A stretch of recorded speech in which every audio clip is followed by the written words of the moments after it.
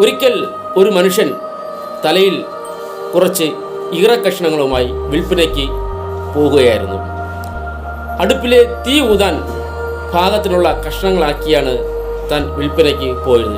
അങ്ങനെ താൻ ഒരു ആലയിൽ ചെന്നെത്തപ്പെട്ടപ്പോൾ ആലക്കാരൻ അവിടെ തീ ഊതിക്കൊണ്ടിരിക്കുകയാണ്. ആ മനുഷ്യനോട് ഇദ്ദേഹം ചോദിച്ചു, ഈറ വേണോ തീ ഊതുവാൻ? ആലക്കാരൻ ചോദിച്ചു, അതിൻ്റെ വില എത്ര? ഈ മനുഷ്യൻ പറഞ്ഞു, നിസ്സാര വിലവേ ഉള്ളൂ, വെറും 1 രൂപ മാത്രമേ ഇതിന് വിലയുള്ളൂ.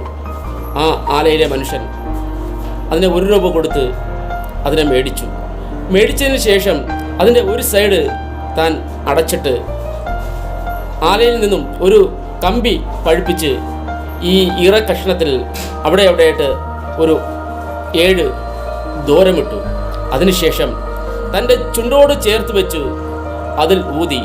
അതിൽ നിന്നും പുറത്തു വന്നത് മധുരമായ ഒരു ഈണമായിരുന്നു.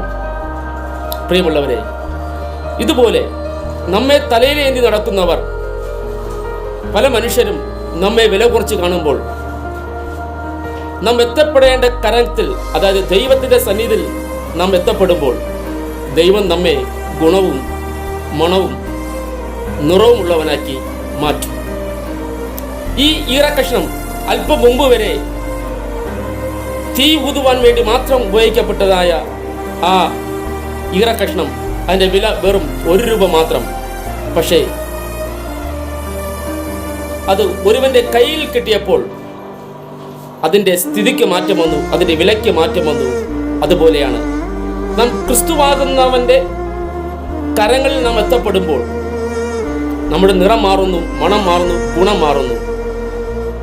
1 സമൂവേൽ 16-ാം അധ്യായത്തിൻ്റെ 7-ാമത്തെ വാക്യം ഇങ്ങനെ കാണപ്പെടുന്നു, മനുഷ്യൻ നോക്കുന്നത് പോലെയല്ല, മനുഷ്യർ കണ്ണിന് കാണുന്നു നോക്കുന്നു, യഹോവയോ ഹൃദയങ്ങളെ നോക്കുന്നു. പ്രിയമുള്ള, നമ്മുടെ ഹൃദയങ്ങൾ അറിയുന്ന ഒരു കർത്താവ് നമുക്കുണ്ട്. മനുഷ്യർ നമ്മെ നിസ്സാരം നിന്നും നമ്മളെ പുച്ഛത്തോടെയൊക്കെ കാണുമ്പോൾ ദൈവം അങ്ങനെയല്ല, നമ്മുടെ ഹൃദയങ്ങളെ കണ്ട് നമ്മെ കരങ്ങളെടുക്കുന്ന ദൈവമാണ്.